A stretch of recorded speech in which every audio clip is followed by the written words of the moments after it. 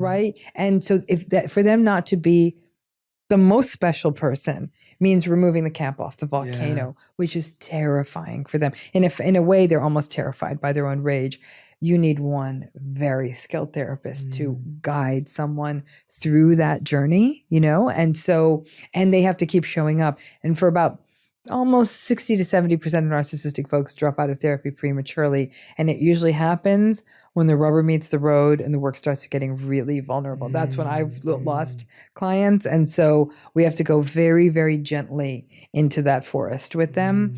But unfortunately, if we go too gently and we never get there, then we're sort of doing a lot of navel gazing. So it's just finding that kind of balance. And you know, they can do a lot of spiritual bypassing, that kind of stuff. Like you can't aphorism your way through this. You're going to have to do this painful work, face up to that vulnerability.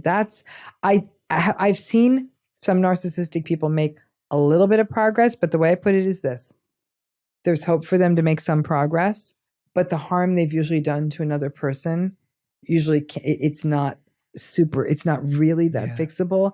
And so many people will say, and a fear of a lot of people in narcissistic relationships is, what if they change for the next person? They're not going to change for the next person, right? What if it all changes overnight? This is not an overnight. This is years and years and years of committed work to this.